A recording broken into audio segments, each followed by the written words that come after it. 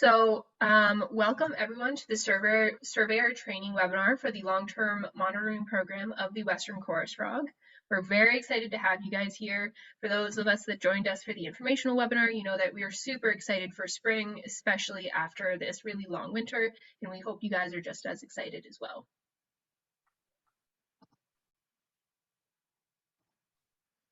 So we'd also like to thank all of the hardworking, dedicated volunteers like yourselves for participating in the program and for your interest in species at risk conservation. I feel like we say this a lot, but this program really would not be possible without you guys. So thank you so much. And we'd also like to thank all of our partners for making this program possible as well.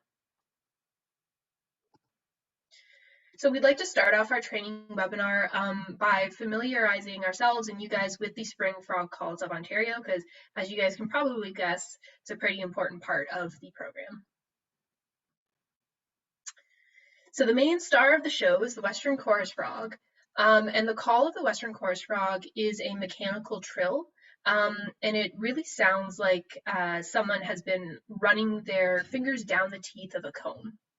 So I'll play that for you guys right now.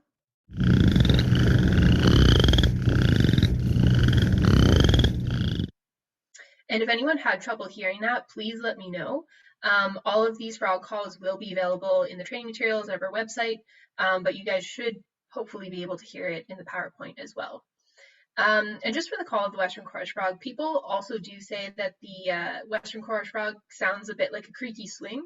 That's another way that they remember it. Personally, to me, it sounds more like someone is running their finger down the teeth of a comb. Now, many of you may have heard the call of the spring peeper before, because they are known for their really, really loud peep in the spring.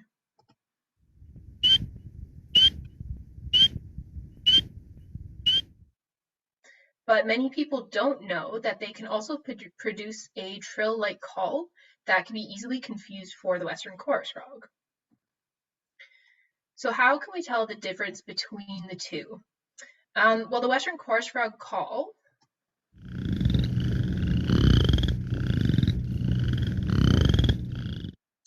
is a bit more monotonous than the spring peeper's more musical call.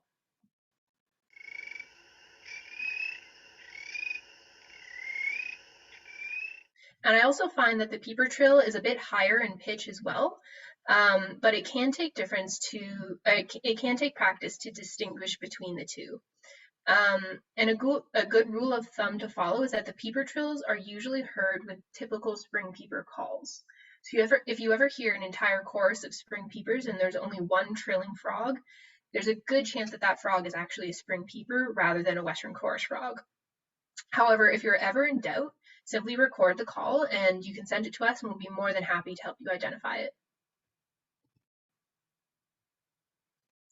So some other early spring frogs that you should know are the northern leopard frog, which sounds like a low nasal snore and a croak.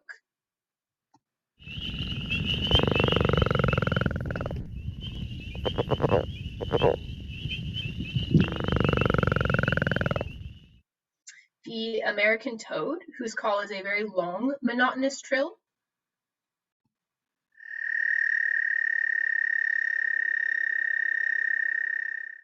And also the wood frog, which sounds like clucking chickens or ducks.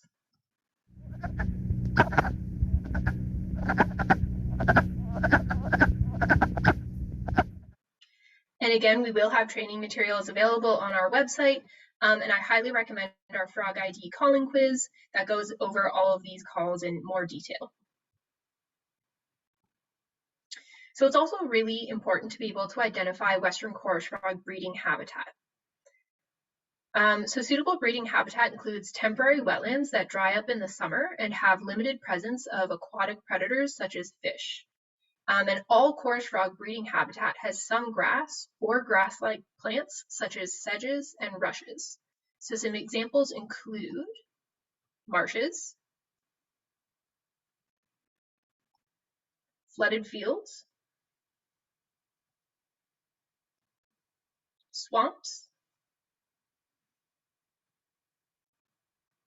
shallow wetlands, as well as ponds, and drainage ditches.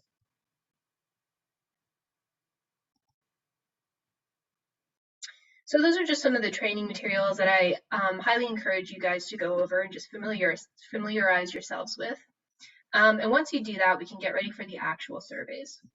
So before the survey, there are multiple factors that you must consider, such as the timing of the survey and the environmental conditions.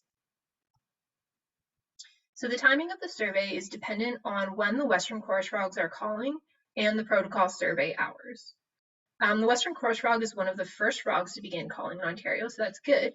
And it means they can begin calling as early as mid-March, and the calling usually lasts for about 2 to 3 weeks.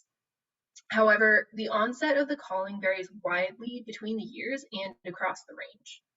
So because of this, it's really important to assure that the surveys occur only once the Western chorus frogs begin calling. And a map of the areas where frogs are confirmed to be calling is available in the volunteer training materials section of our program website, but we will be sending out frog call notification emails to all volunteers as well. So we ask that you do not conduct surveys until you receive this frog call notification email. So once the frogs are calling, you want to make sure that the surveys are conducted during the day between 10 a.m. and 6 p.m. Chorus frogs call more during the day than any other species, so listening during the day reduces the chance that other frog calls will drown the call of the chorus frog out.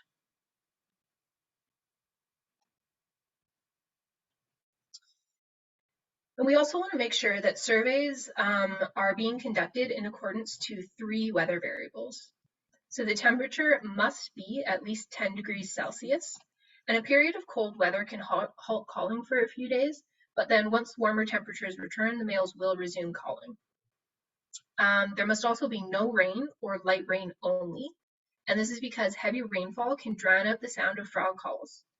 And finally, the wind speed must be less than 20 kilometers per hour or a Beaufort scale level of 3 or lower. And this is because frogs may not be heard or may not call during periods of heavy wind. So if any of these weather conditions are out of the acceptable protocol range, the survey is not considered valid. So before the survey, these values can be checked from home, from a weather network or app, and conditions must be checked again once you are at the site. So before traveling to your sites, you'll want to gather the equipment that you will need to conduct the surveys.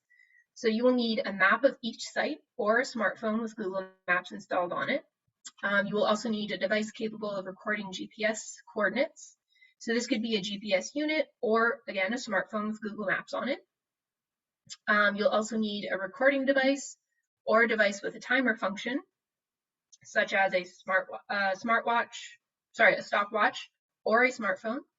And you'll also need the program data sheets, a copy of the survey protocol, a thermometer if you have one, although the thermometer is not necessary, a pencil, and some sort of reflective clothing, such as a reflective vest. So once you have made sure that the weather conditions are in protocol and you've gathered the appropriate gear, you are ready to travel to your site.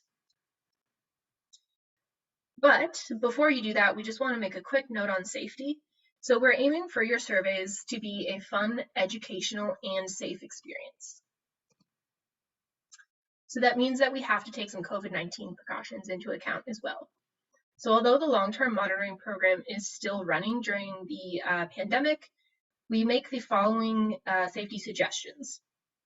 So if you've been exposed to the virus, are feeling unwell, or are simply not comfortable conducting surveys, please stay home. And when in doubt, don't survey. You'll also want to limit human contact by conducting solo surveys, and it's a good idea to arrange a designated check-in time with a friend or a relative. Alternatively, you can also survey with someone who's in your social bubble.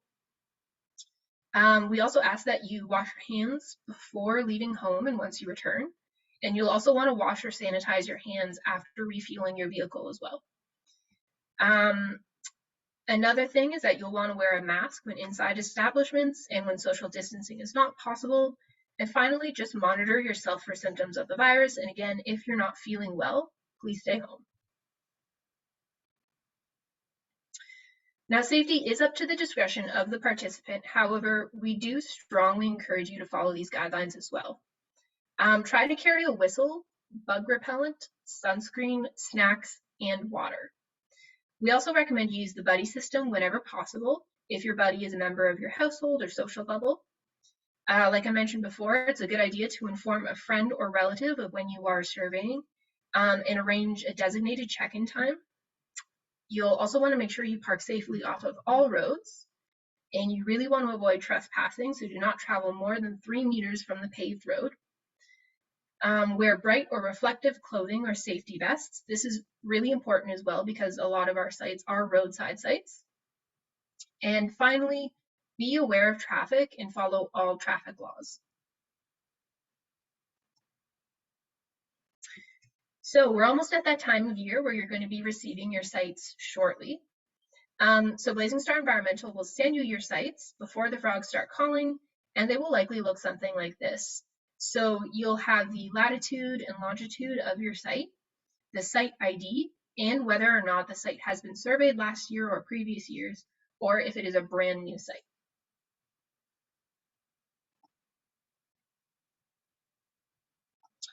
So to navigate to your site using Google Maps, simply enter the coordinates you were given by Blazing Star Environmental into the Google Maps search bar, press enter, and then select directions. And this should help you navigate right to your site, so it's pretty simple. Once you travel to the site, you want to make sure that you are approaching the site correctly. So once you've reached your site, drive at least 50 meters past the coordinate location to the nearest location that is safe to pull over. Make sure you pull all the way off the road and turn your hazards on. Before exiting the car, also check that there's no traffic coming. And when you're closing your door, make sure you do not slam it closed behind you, as this may actually cause the frogs to stop calling. So you want to quietly get out of your car, and then you can begin to walk to the site coordinates. Now, the next general step is to make sure that your site has suitable habitat. However, just a really important note, if your site is labeled as a repeat from last year, you'll want to survey regardless of habitat suitability. So if it's labeled as a repeat, you can just survey right at those coordinates. And this is because the habitat may be suitable one year and not suitable the next. And this is really normal for coarse frog habitat, but we want to be able to capture that variation between the different years. So repeat sites, super easy because you can just go ahead, enter those coordinates, and then survey directly at them. However, new sites are a little bit trickier because you'll have to confirm if there actually is suitable habitat or not. So for new sites, when you're confirming suitable habitat, you want to get as close to your assigned site as possible while staying at least 40 meters away from any suitable breeding habitat present. Standing too close or driving past the breeding habitat may disturb the frogs from calling. And you'll really want to get a good look at the habitat that is there. So a site is considered suitable if there is shallow standing or vegetated water within 100 meters of your coordinates. And if it has these things, you can proceed with your surveys. However, an unsuitable site will not have shallow, standing, or vegetated water within 100 meters of the coordinates, and the site will need to be moved. So if your site is unsuitable, the new site needs to be chosen randomly to avoid introducing bias into the data. So we've created some steps for you to easily do this. So step 1, you're going to flip a coin to randomly decide to continue down the road or return the way you came. Step number 2 is to drive in the chosen direction with your windows up to avoid hearing western chorus frog until you see suitable habitat. And then step number 3, record your coordinates, and then you can conduct your survey at this new site. So if you come to an intersection, please go straight through and continue in the same randomly chosen direction. If the intersection is a 3-way and you cannot go straight through, please randomly choose which direction to go by flipping a coin again. And then you'll want to, again, search for suitable habitat as I just described. And just an important note, if you travel 10 kilometers and do not find suitable habitat, you can proceed directly to your next designated survey site.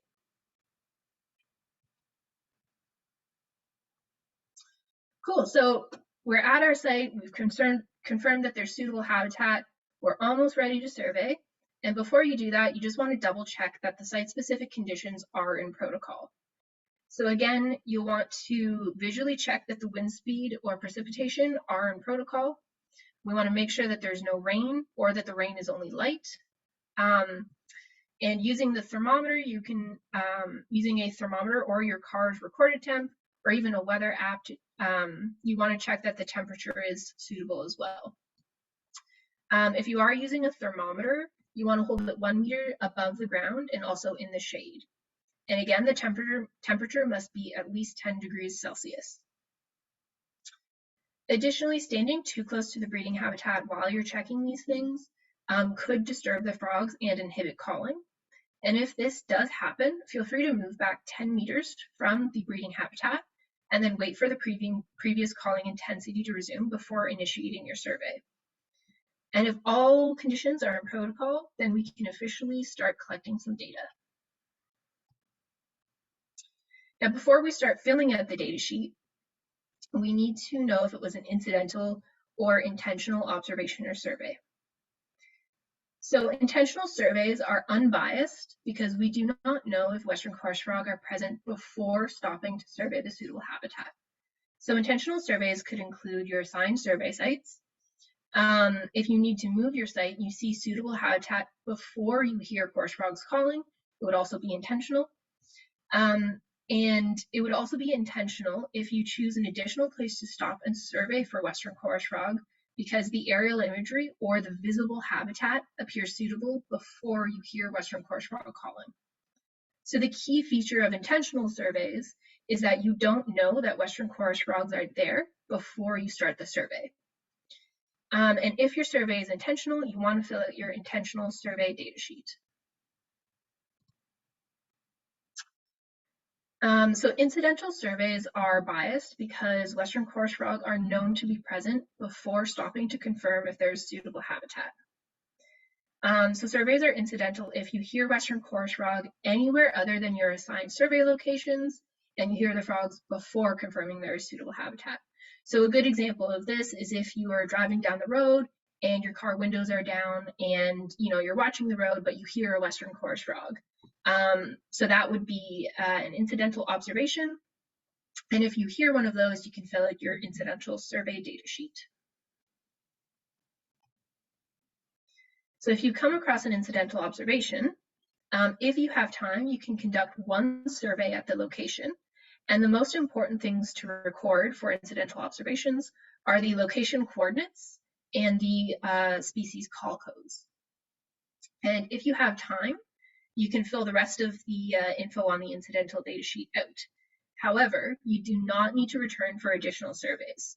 So incidental observations only need to be surveyed once. All right, so now we're finally at the exciting part. If your survey is intentional, you can start filling out your intentional data sheet. And so here we just have an example of our intentional data sheet so you guys can get an idea of what that looks like. And we'll also go over how to fill that in. So the first thing you want to do is write your name and the name of anyone else that is surveying with you.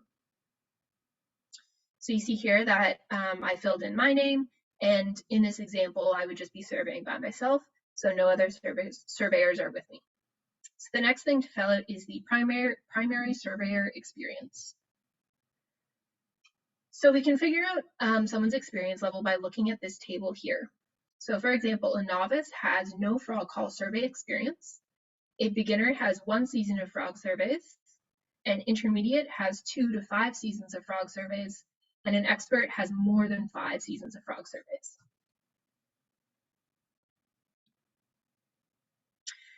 So you want to go ahead and fill that in. An important thing to remember is that the most experienced surveyor is the primary surveyor, and they should be the ones that are making all the decisions on the data sheet. So I've gone ahead and filled in my surveyor experience there, so we can move on to the next step. So next you'll want to fill in the site ID and the listening station location at the top left of your data sheet. So the place where you stand during your survey is known as the listening station. For each individual site, please use the same listening station for all of your surveys. And you want to record the latitude and longitude with 5 decimal locations. So these values can be found using a GPS or by dropping a pin on Google Maps. And if you do that, you can, on my phone, you can just hold your finger to the screen of where you are, and the pin will drop, and then the coordinates will just appear in the Google Maps search bar. So you'll also want to enter the date of your survey next to the corresponding survey number. Since each site needs to be surveyed 3 times, we've gone ahead and included those numbers on the data sheet for you, and you just have to enter in the corresponding survey info for each survey.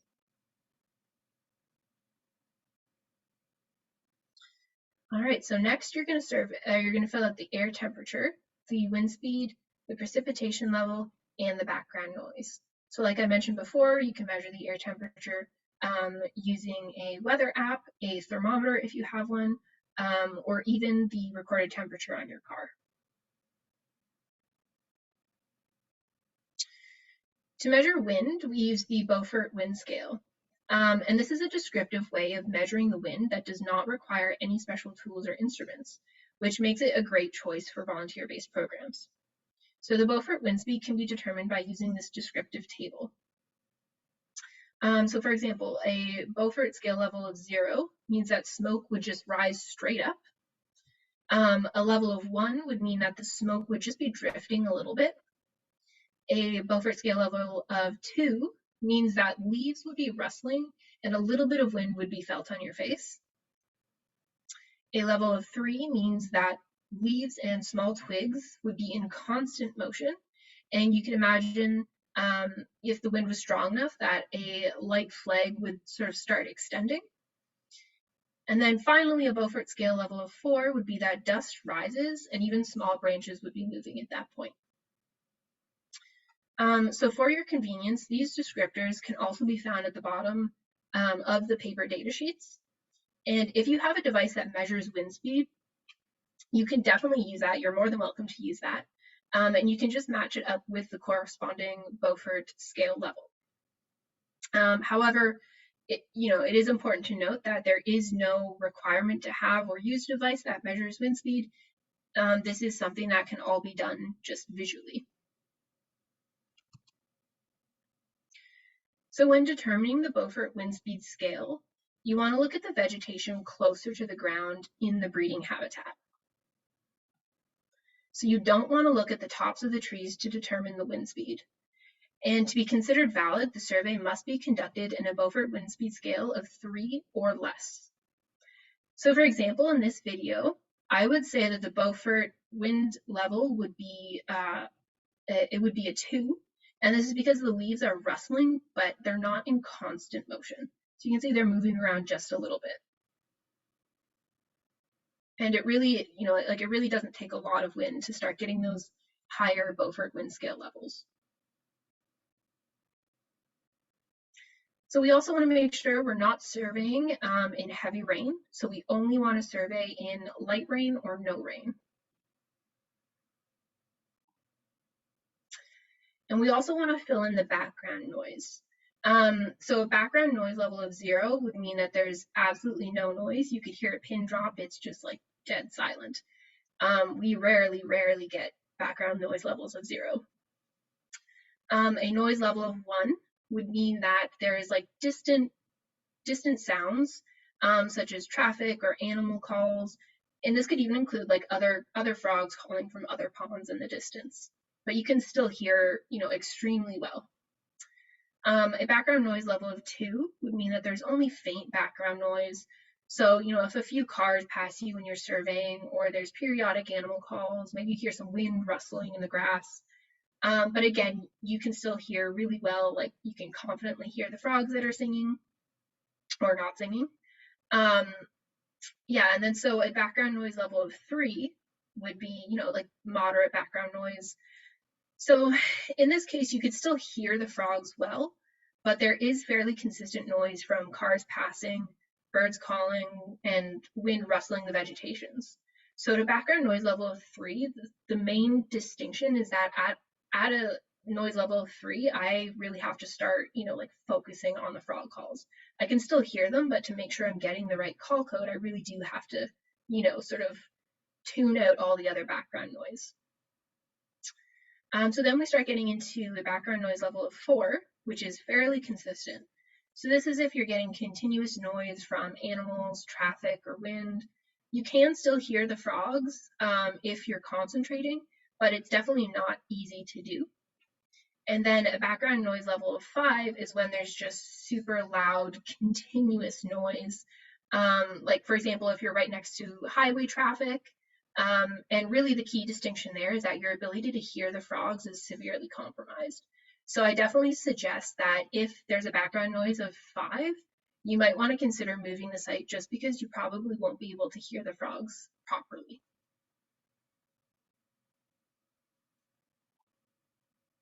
Awesome.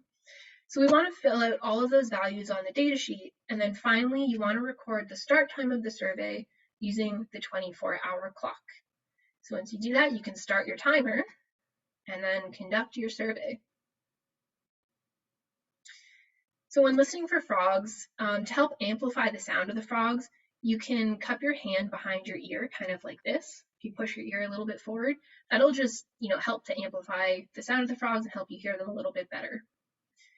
So you want to listen for Western chorus frogs until they are heard or until 5 minutes have passed.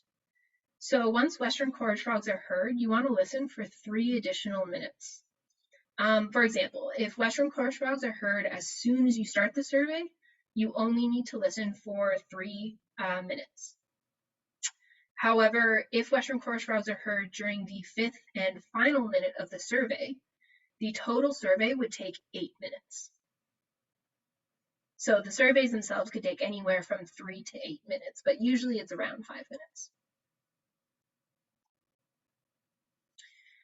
And you'll also want to record the call codes of the different species that you hear. So a call code of 0 means that no frogs were heard. A call code of 1 means that that calls were heard and there were no overlapping calls. And you can also accurately count the number of calling males that there are. And a call code 1 would sound a little bit like this. A little bit quiet.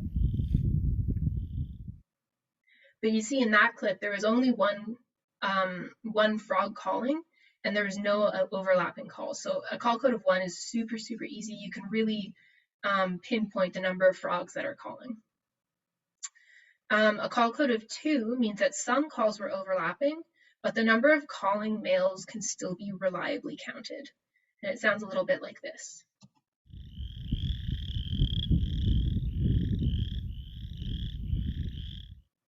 So in that clip, you can tell like multiple frogs were calling at once. Their calls were definitely overlapping, but you can reasonably say that there could be 3 to 5 frogs calling. So you can still pick out those individual calls. And a call code of 3 means that there was a full chorus with continuous overlapping calls that are completely indistinguishable from one another. So a call code of 3 would sound like this.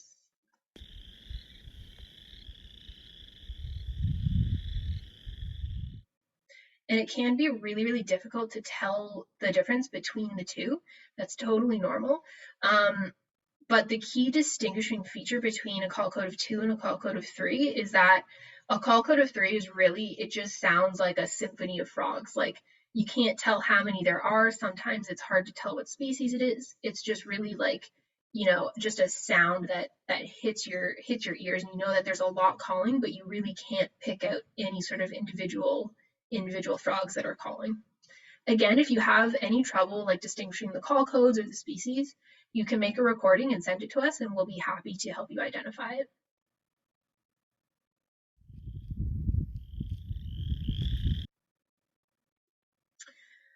Okay, so you'll want to record the highest call code of any species heard throughout the survey. And remember, as long as the habitat is suitable, even if Western chorus frogs are not heard, the data is still extremely valuable. And sometimes the surveys where coarse frogs aren't heard are just as, if not more valuable than the surveys where they are heard. So I really don't want you guys to get discouraged if you're not hearing Western coarse frogs, because that's the data that's really, really going to help the program. It's just as important to know where they aren't as where they are. Okay, so after the survey, you're going to want to double check that your recorded wind speed and background noise matched the values that occurred during the survey. And then if all fields are filled out, the survey is complete. And if you guys have any questions about the program, the protocol, or your assigned sites, please feel free to contact the appropriate person here or the email indicated on the slide, which is info@blazingstar.ca. So if you have any time-sensitive questions about your site, feel free to contact me. And if you have any time-sensitive questions about the protocol, feel free to contact Zach, and we'll do our best to get back to you as soon as possible. So after you finish up the survey, and once you're back at home, you want to make sure to keep all of the hard copy data sheets together if you used hard copy data sheets. And to send us the data, you can take a picture or a scan of your data sheet and upload it directly to our website or email it to info@blazingstar.ca. However, we also have an online data entry form on our website that you can use instead of the paper. And I'm actually going to pass it off to Zach because he's going to go over how to use the online data entry form and how to upload your data sheets to our website. So I'll pass that off to Zach now. Great, thank you, Siobhan. That was really, really good. So I'm just going to share my screen now with everyone. And as Siobhan mentioned, I'm just going to sort of go over the different ways that you can upload your data or enter your data after the completion of your surveys. And so what I've done here is I've just gone to the Blazing Star environmental website and gone to the Western Coarse Frog project page. So on our website, you'll see at the top here, there's two projects under the projects tab, and you can just navigate to the Western Coarse Frog one here, which I'm sure many of you have done already in order to make an account. So there are sort of two different ways that you can record and submit your data for the program. The first way is to enter it online using our data entry form on this website. And the second way is to use a paper copy or a hard copy of the data sheet. So I'm going to go over sort of both of those methods, but I'll just start off with the online data entry forms to begin with. So what you'll do is you'll navigate to the data sheet or the data form. And to do that, you'll go and click the volunteer training materials section, which I've got open here. And you'll start up here at the top, all of the training materials that you will need, including the data sheets and things like frog training quizzes are all here with links. But you'll actually scroll down to the bottom and navigate to this website data entry form. So each form that you open represents a single survey. So that means that if you're going to use this system, you'll need to submit 3 online forms for each site that you are surveying. And the key thing sort of to remember about the system is that you're going to need a stable internet connection or data in order to open the forms and submit the data once you're done entering. So if you have, during your surveys, if you have lots of service or you have data, the process is pretty straightforward because you're simply going to open these tabs by clicking on here. And I've just got 3 tabs open to show you. And when you're out in the field, you can simply just open up a tab and complete and fill in this data and submit it at the bottom. And I will go over and show you sort of some examples of how to fill in these fields. So if you're doing it that way, it's relatively straightforward. However, it can be a bit more challenging if you don't have data on your phone, or you're going to be surveying in areas that are, don't have great service or where you will lose your data.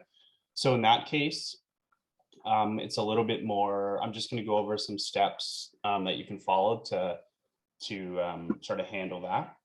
So what you're going to want to do in that scenario is make sure that you have the correct number of data entry tabs open on your device before you begin your surveys. So the number of tabs you have open should correspond to the number of sites you will be surveying that day. So you can see here at the top, I have 3 tabs open, which could correspond or should correspond to me having 3 sites to do. So on that day, so what you want to make sure is that if you know you're going to not have service, or you think you might not have service or data, just open these tabs beforehand on your device so that they're ready to go for your surveys. And you can do that probably at your house. In the field, you can then, even if you don't have data, you can enter the data onto these tabs. So I'll just sort of fill in a few of the sections here to show you. So this would be as you're doing your survey, or just before, you'd be filling these in. That kind of thing. And the key thing to remember, though, about this is you can fill these out, you can fill out the data, but definitely make sure that you wait to hit this submit button until you are back to having a stable internet connection or having data. So in other words, you don't want to actually submit your data if you don't have internet or cell data to do it on, because it could kind of disrupt the data collection and or cause a loss of data. So that's just one really key thing to keep in mind. And with that being said, we also highly recommend having a backup system in case something goes wrong in the field with these online data forms. So that could include a number of different things, such as simply transferring over your data onto a hard copy right away, or just having backups on you in case something goes wrong. Alternatively, you could sort of have a picture on your phone of this data form or of a hard copy data sheet, so that if you lose this tab, then you're still able to know what data you need to collect during your surveys. And basically, that's just to prevent the loss of data for your surveys and to prevent a scenario where you might have to survey again if you lose that data for whatever reason.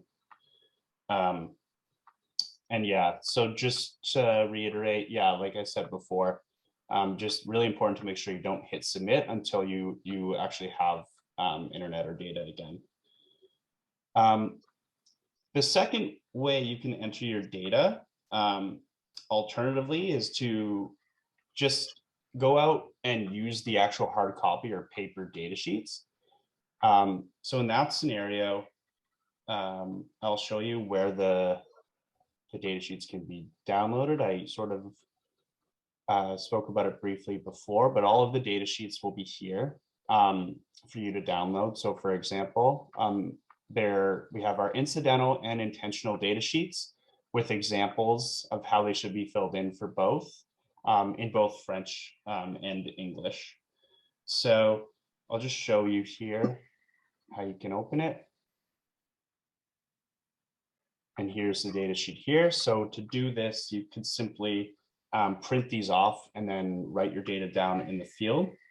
So what's important to sort of point out here is that, hold on, just let me get this open. Each row on your data sheet corresponds to one survey for one site. So all of your surveys at a given site here will go on a single data sheet. So you can see here that there are 3 different dates that correspond to the 3 different surveys that you conducted. And it's just important for me to reiterate that surveys need to be conducted on 3 different days, and they have to be conducted at least 24 hours apart. Yeah, and so once all the 3 surveys are entered onto the data sheet, the surveys for that site are complete, and the sheet can be uploaded to our website, which I will go over momentarily. But I want to show you an example of the incidental data sheet.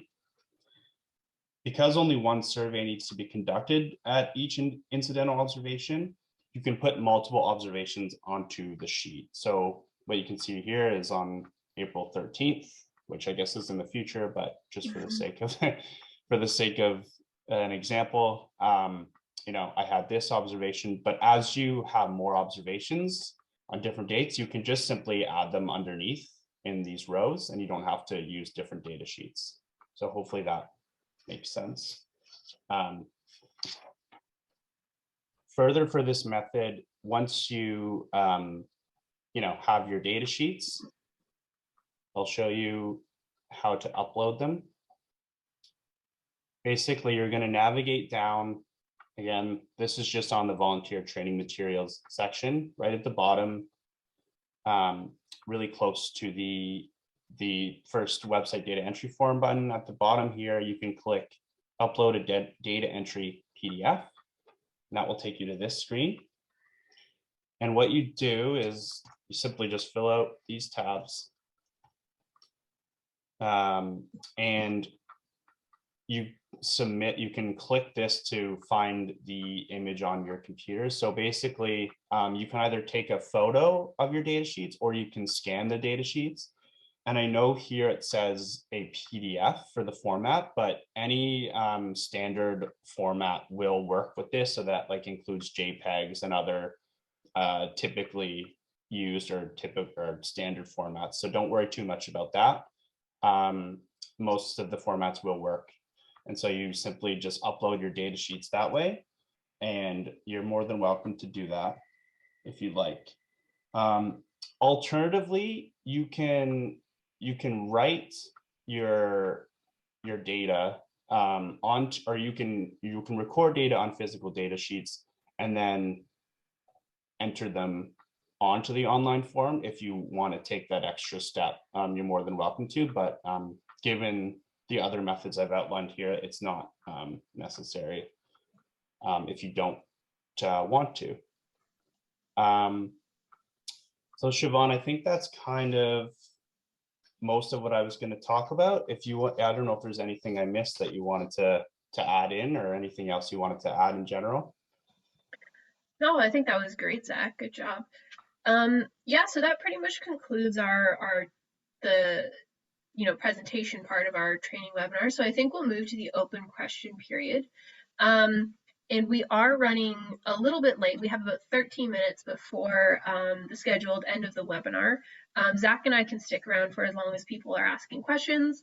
However, if anyone does need to get running, we are recording this webinar, and it will be made available on our website. So you can always hop back on and check out the question period if anyone needs to get running, or you can also send your questions over email to us, and we'll make sure to get back to you as well. But Zach and I will sort of just be sticking around until we answer the questions. So I think we'll move into that now.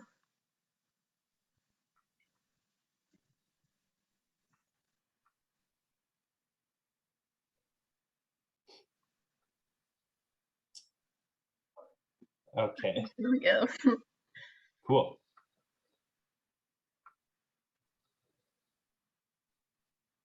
Okay, so I'm just going to start off here with the first one I saw come in. For the online submission, do you wait until you have finished all 3 site visits? Good question. Yeah, that's a good question. It depends sort of. I think it depends on the way you're doing your sites, but I would say in general, it's best to try and submit your data as you're doing them, typically. Siobhan, Yeah, yes. Yeah, so for the online submission, you want to open the same number of forms as sites you'll be surveying that day. And generally what I would suggest is, if you're using the online data entry form, wait until you come home and have a stable internet connection, and then submit each of your surveys for that day. And you will just have to keep track of how many more surveys each site will need. And if you're uploading your data sheet, like if you use a paper copy of your data sheet, you can wait until the entire data sheet is filled out. So you can wait until you conduct all 3 surveys.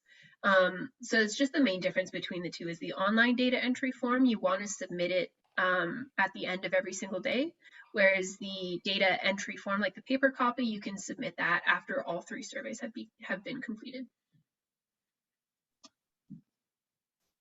Yeah, that's exactly. And then that kind of answers the next question. If doing hard copy surveys, we wait and submit only once all 3 surveys have been completed. So yeah, Virginia, you are welcome to do that. Yeah. Are your phone, oh, I guess our phone numbers somewhere on the website? I don't know if they are. I don't think they're posted on the website, but I believe they are in our protocol. We can just double check if they're not in the protocol, we can update it to include them, but I'm fairly certain that they are at the end of our protocol, which you can download from our website. That's right. Yeah. So Peggy, if you go to the volunteer training material section, you'll see the protocols there and you can access them, our numbers there, and feel free obviously to shoot us a text or call us if you have any issues at all.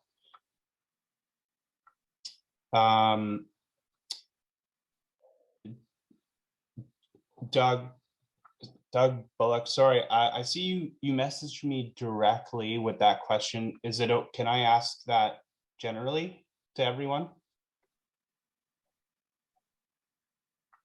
I'll wait on that answer. Would you recommend recording the calls and would you want them sent for reference? Yes, absolutely. If you want to go, if you want to take the initiative to record calls that you hear, we're definitely always looking for more calls for various purposes, especially if you have any identification questions or things like that. But if you have the time and you want to do that, I would say absolutely go ahead. Okay, cool. Thanks, Doug. I'll do that then. Can audio files be uploaded along with data sheets on the volunteer website?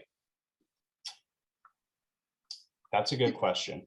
Yeah, we haven't tested audio files yet. I would assume that they probably can. The button does say just for PDFs, but you can upload. We tested it with JPEGs as well. So it should work, but we can test that and get back to you. Yes, yeah, that's something we should do. And if not, we can figure out another way for you to send those in, through email or something like that. Okay, next question. How are recorded calls sent and identified? Just site ID and date. Yeah, I think if you can basically all of the information associated with that recording, like, yeah, site ID, date, yeah, all of that stuff. And then we have sort of in-house expertise in frog identification to be able to identify those. So that's typically, I think, how it would go down. Mm-hmm. It makes us sound so fancy. In-house expertise. Yeah, sorry. Yeah, not that like that we're not necessarily experts, but we do have a lot of experience. So yeah, we should be able to do those. Yep, I agree. We have a lot of experience identifying frog calls, so if you have any trouble whatsoever, just send them to us. And yeah, like you mentioned, site ID and date are, I would say, the most important information to include, just because we can tie that specific recording to those specific sites. Oh, sorry, I missed one question. For incidental data, July 31st is the deadline as well. Yes, I mean you're not gonna hear coarse frogs calling much beyond the end of May at the latest, typically. So I mean, if you do happen to come across them or see them, we can keep sending in that incidental data. But I think July 31st is probably appropriate. If I don't know if you agree, Siobhan. Yeah. So the frogs will typically stop calling, by June. But we do want the data as soon as possible, and so we do try to say that if you could send your data in by no later than July 31st. And I believe that's the same. And you can also view the important dates, the important program dates on the website as well. There's an important date calendar, and that should tell you when the deadline to submit your data is as well, if you just scroll through the dates. Absolutely. And I think I've answered everything that's come in so far. Mm-hmm. So if you have any more questions, definitely feel free.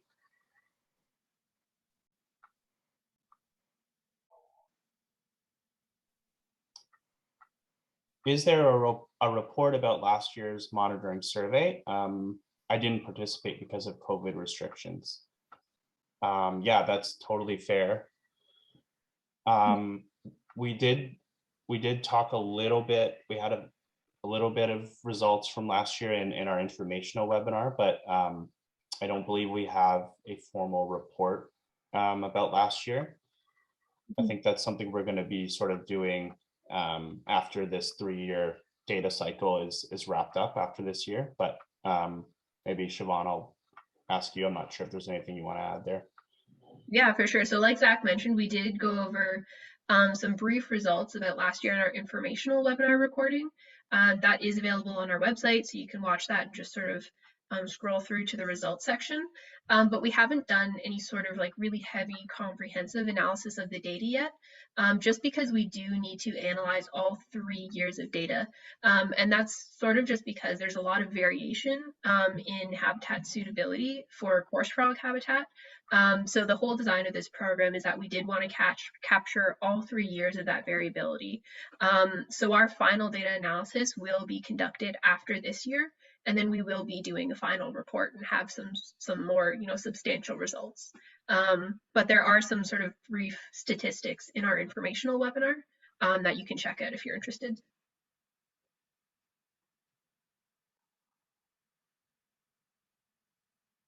Awesome. Well, I'm seeing some people that are really enthusiastic about the program, and I love to see that as well. So we have about 3 minutes of time left. So anyone that needs to get going definitely can. Again, Zach and I are going to stick around. If you have any questions that you think of, an hour from now or 2 days from now, feel free to email us. We'll be happy to answer them. And thank you guys. Yeah, thank you. Thank you for attending, and thank you for your interest and support. We really appreciate it.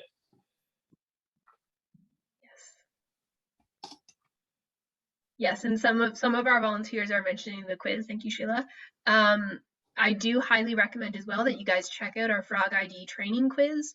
Not to toot our own horns, but I think it is really helpful in training yourselves. It does have a variety of questions that range from easy to hard, and they do mimic and prepare you for what you'll actually hear in the field. So I highly recommend checking the training quiz out as well. Yeah, I think if you do that quiz a couple of times, you'll be pretty set. Mm-hmm. Yep. Awesome. Well, thank you all, guys. You have a wonderful day too. Yeah, have a great weekend and enjoy the last little bit of winter here, and it'll be spring before you know it.